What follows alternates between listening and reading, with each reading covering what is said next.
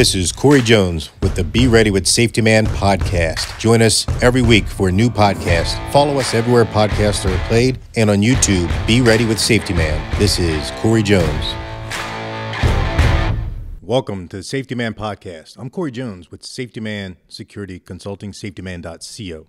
Safety Man Security Consulting, we do things to keep you safe, whether it be your business, your school, your house of worship, your home, your office, any place you have a lot of people. Safety Man can keep you safe, whether it be verbal judo to verbally de-escalate somebody, firearms training, taser training, crisis management training, active shooter training. And we're launching a new full business program called Resilient, where we talk about a lot of things to help keep you safe. So I'm here at Anthony, and we got a good topic. We've talked about it before.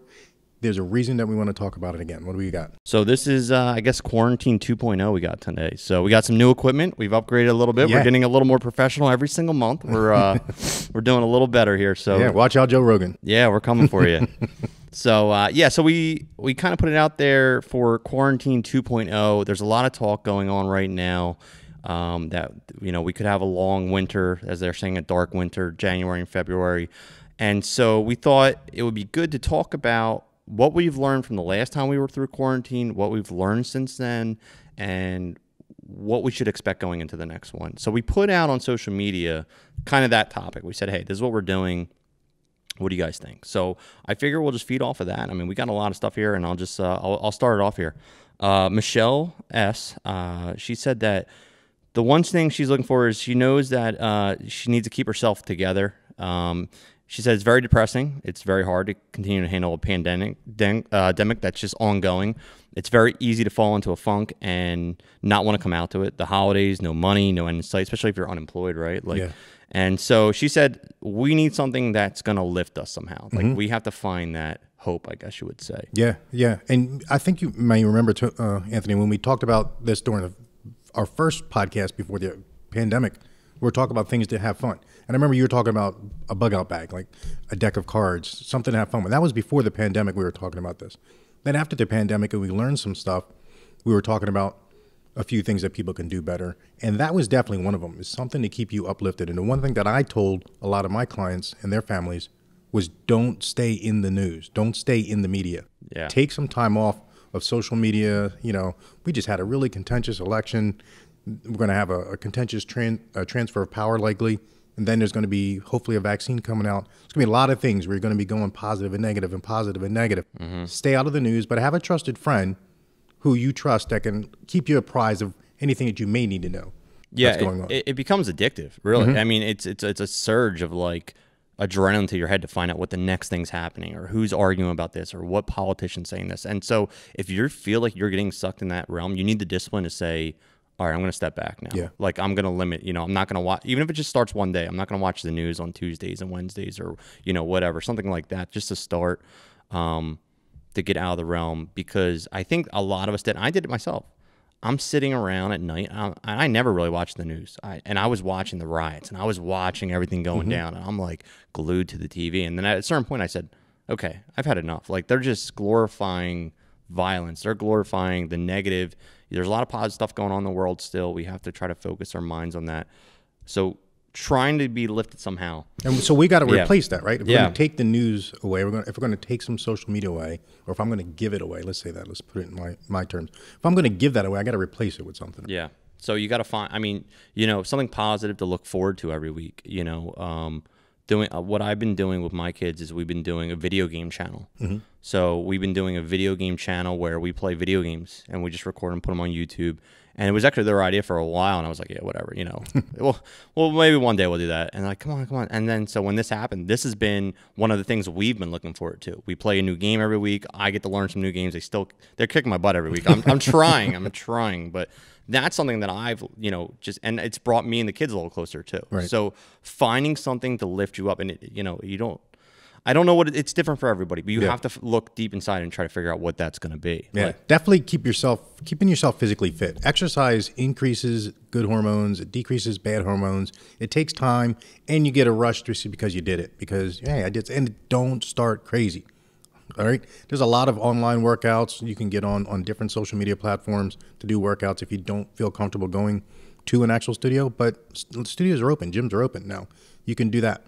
there's a lot of things that we can do, and start planning on it now, just in case this were ever to happen again, whether it be COVID-19 or something else. Yeah, that's the one thing that really pushed me through.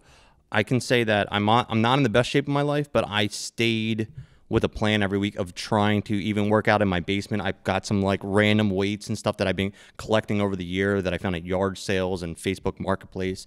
And so I have enough stuff in my basement to at least get me through. And like I said, not the best shape of my life. I know that it's been a rough year, but I have been continually doing stuff. And that's the thing too, is like if you're going into this quarantine, you're going to think, okay, I'm going to do this every day. And you're probably not. But if you say, I'm going to at least do this, the minimum, right? We're going to at least going to be working out 2-3 times a week. I'm going to, exercise. I'm going to hit the stairs up and down. I'm going to do some push-ups, sit-ups. Just something to keep the blood flowing will make a huge difference. Yeah.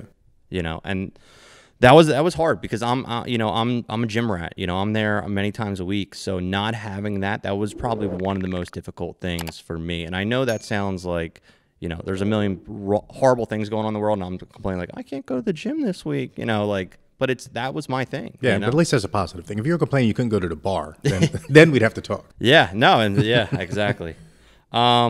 Talking on the mental side of things, Fran said the virus has been really hard on people with mental issues. Her daughter is having a really hard time. No real socializing is the worst thing for her. Right. So with our kids, the same thing happened with my kids, is they couldn't see their friends for weeks. So what we did is I said everybody has FaceTime. Call the parents. We'll set up FaceTime things. We did that with our friends. We had Zoom. So we did like 3 or 4 times. We did Zoom parties. Yeah. Everybody would sit down and we'd just chat. Yeah. All it was just chat. Nothing super stringent, Yeah. My kids have just gotten into the FaceTime as well, and they really enjoy it.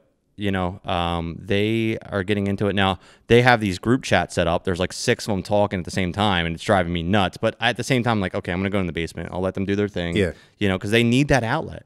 They need, especially kids, they need that outlet. And especially mental health issues, like Fran was saying, yeah, you need to try to set something up where they can have some kind of FaceTime or something, because just staring at YouTube videos and doing all that and social media, it's just going to drain with no input coming. And you may be able to benefit 2 people with that, because everybody has some older relatives that may be a little more likely to want to stay inside. We don't know if another quarantine or lockdown is going to happen, but for older people who might have pre-existing conditions or maybe a little bit closer in the end of that spectrum where COVID-19 could be more of a threat to them than it would be for somebody else, is maybe FaceTime them. Those older relatives, aunts and uncles, grandparents, if you're still fortunate to have them around, they would love that. They love that. Yeah. To have that once a week or so. Yeah. And that's, I guess the positive I've taken out of it is my kids have spent more time, not by choice, but because of everything with work schedule and the schooling schedule. They spent more time with their grandparents. And so that's made them bond a little bit closer too. So I'm trying to think of positive things as well. What else we got here? Katie said about hoarding. She was talking about that was one of the big issues, right? Like people were going out. Listen, I'm not going to lie. I went out and I bought a bunch of supplies too to build up some inventory. I kept about 3 months worth of food and supplies. I generally will keep about a month or 2. I don't like hoarding a lot of food.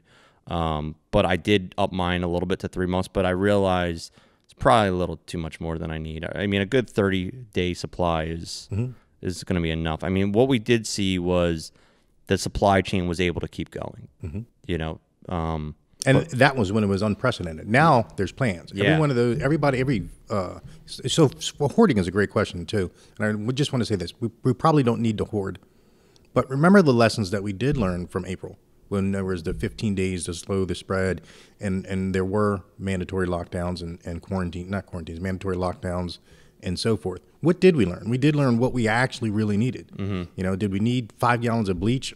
Did we need 16 cans of ravioli? Or was it a couple other things maybe that what? If I had to stay inside for 2 weeks or a month, what is it that I really need? Yeah. Okay, we really like frozen pizzas, or we really like, pretzels and something else. So figure out what those things were that you really needed or wanted or missed in April, or that you used more of, that you realized, wow, I didn't realize I used so much, whatever this is. Yeah. Those are the things that you want to not hoard, but every time you go shopping, just buy an extra one of those. Or every other time you go shopping, buy an extra 1 or 2 and just put them away. Yeah, for me, it was cooking supplies like olive oil, butter, like things because I was cooking now. Yeah. Where generally maybe I cook maybe once a day, like I'll do dinner or lunch or something like that. Now I was cooking breakfast, lunch, dinner. Like I wasn't eating out at all. So I ran through like that basic stuff like salt, pepper, oil, that kind of stuff. So that's where I found what I needed. So that's my lesson learned. I needed more cooking supplies to get through the basic cooking. Right. So that's what I got out of it. Yeah, we needed more beer. Is what we needed. Yeah, wine I think went through the roof, man. Like, Yeah. Wine sales went way up. What else we got? Ben talked about cooking clubs and book clubs. So yeah, there's a lot of things like that doesn't really take too much out. It's one thing a holiday party. It's awkward to have a Zoom holiday party, right? But like a book club. Sure. You could definitely do Zoom book clubs. Like that's something that's, you're just sitting around anyway. Like it's not. Yeah. You could get all your friends together and watch or listen to this podcast. There you go. No, they have those. So they've been having those watch parties. Yeah. Like people, and then they live comment on a video or a movie. They all watch it together. So setting up some kind of club or a book club or I like the cooking club one. I didn't think about that. And we just got done talking about cooking, so you may get some good recipes out there. There's cooking clubs. Everything now is available online. Yeah. Even the Food Network that I watch a lot of their stuff is you can see that it was recorded via Zoom, or they'll have the restaurant that they wanted to go to just do the things on their iPhone or their personal phone. Yeah, I thought that was cool because I was thinking about it. I was like, if you had a group, let's say 4 or 5 people, right, and each person had their own recipe, and every week they host it. And they told everyone ahead of time and said, hey, this is what you need the ingredients. We're going to be on it Friday at 6 o'clock, and I'm going to teach everybody here. And you're going to take your iPad or whatever, and I'm going to teach everyone here step by step what we're going to do, and we're all going to make this meal together. I thought that's cool. Fantastic. Yeah, I think that's a cool idea. So if there's anybody out there who would like to join a cooking club, I am interested. So there you go. Eat a hoagie. There you go. Yes, eat a hoagie on Twitter. Hit me up. Investing home technology. So that was one of the hardest things, I think, for a lot of people. And I think people have made upgrades over this year. I mean, we've done podcast upgrades, but the cameras were hard to get. The webcams were very hard to get in the first month or two. People could not get them. They were sold out everywhere. So because, people working from home, they need the webcams and things like that. They were really hard to get to. So if you are back to work, I would say, if you are worried about a shutdown of you going home, what technological things do you need to operate? A green screen, depending on if you want to have a backdrop, a green screen so you can put a proper backdrop behind you so you don't have your bedroom or whatever's back there or alcohol. People got to think that I have a problem because I referred to alcohol twice so far, and there's alcohol sitting behind us. We're not at a bar. They're like, is this a Safety Man podcast or a drinking podcast? Yeah, exactly. Get an Uber or a Lyft or somebody to drive you home safely at all times. But yeah, technology, I got a green screen, and I did wind up getting a webcam a little further into it, and I got another microphone because not only was it easier for my business to do that, but it was easier because I'm taking classes. Because I'm using this time that I have at home to learn and trying to get more certificates and different things. That brings right into our last one too. So Dave G said, prepare and go back to work. If sitting home, educate yourself more so you can return to your job better than before. But also prepare yourself for a new career direction as jobs will be changing for many. So yeah, I mean, this is the time. Learn something new. Do something new. That's very insightful, Dave. Yeah. Yeah, no, this is the time. Like, use your time wisely and try to invest in something. I mean, for me, I've been doing the video game channel with my kids, so that's been a new thing. I've been working on some podcasts and doing some more writing and things like that. So I've been investing my time in some of my outlets, and putting more creativity things out there. But yeah, I mean, listen, I don't want to talk down on people, but if you spent the last 6 months and you haven't learned anything new, like, you got 3 more months probably ahead of something. Do something, right? Like do something, create something new. Just start some kind of new hobby. I'm not even talking about for money. I mean, I'm just saying, like, learn some new skill. Like now's the time to do it, right? Learn another language. Yeah. This is like the time to do it. Like, okay, this is gonna be the time that I'm gonna learn a new language. This is gonna be the time I'm gonna learn my cooking skills. Like, learn something new, get a new skill, and then have something, because, like Dave said, the job you might be working, I hate to say it, but it might not be there next year if things keep going downward and there's not money. So if you have picked up a cooking skill, maybe you could work at a restaurant, or maybe you have a backup. You know what I mean? Now you have a backup plan. Have a backup. Yeah. Yeah. What prepping is all about, right? It's Yeah. being ready, being prepared, short for prepared preparation. Dave, that's a really insightful. He hits all the good points on that. Is be able to go back to work better than you are now, or be more. If they have to choose between, if they're downsizing, have to choose between Anthony and Corey, but Corey's got this new certification that you don't have. Maybe I'm more likely to get that nod to stay on. Or if your career does change, or if your job just looks different when you go back to it, you just want to make sure you have that skill set, and then as many others you can take on. My wife, she's a personal trainer. She just got the NASM certification on top of all the other certifications that she has. So she's making herself, she can't get any more attractive, but she's making herself more attractive to a potential employer or her current employer. Yeah, I mean, now's the time to build a resume. Like, this is it. Like, let's do it. Build it up, make it better. So then give your company a reason why they can't get rid of you. Make yourself that much more attractive and valuable that they cannot get rid of you because you have all these extra skills. Exactly, value added. Yeah. So that's a thing to do right now. So those were some of the ideas that we had off of social media. We try to get interactive with people and their ideas to prepare ourselves going into the next couple months. We don't know what's going to happen, but I think we've all mentally done it, and so we kind of know what for me, it's not as scary as it was before. I think I was personally, I'm like, this could be it. Like, zombies, like, this is it. Like, we're going for it now, like, and then we realized, like, okay, it wasn't as bad as we thought, and a lot of people, unfortunately, did get sick. Some people passed away, and God bless their souls. But I think we all were able to mostly get through it and know that we can. And I think that's a big thing. We can, and we will get through it again. Resilient. That's going to be what I'm launching with Safety Man, is going to be resilient, to tell you how to get through this and any other thing that you weren't expected. Hopefully, we'll train you to be have more expectations of what you can do, and expect something to happen to test you, but you'll be more prepared mentally, physically, and tactically to be able to do that, because you'll be resilient. So remember that, resilient. Yeah, it's a good word for this. Real good word. So yeah, I've been putting all this together, like you said, value added. Yeah, Anthony, I've been putting this all together so a business can get, Safety Man can come out, and we'll hit a couple of different topics. And then when Safety Man leaves, your business will be better. Yeah, and I think it's all out there, just that you are able to now coordinate it and put it together in a package and say, here you go. Like, this is what we need to do. And because people need a plan. Yep. That's the other thing with everything happening. People don't have a plan. They're just set loose in their home for 3 months with no plan. It's difficult for some people. Yeah. Some people aren't that way. They need the instructions. Yeah, and that's what, hopefully you got that from us. And you can always reach out to us, Ida Hoagie at Twitter, or Safety Man CO on this Facebook, Instagram, Twitter, wherever you go, Safety Man CO. We'll help you. If you have a question, what should I prepare for?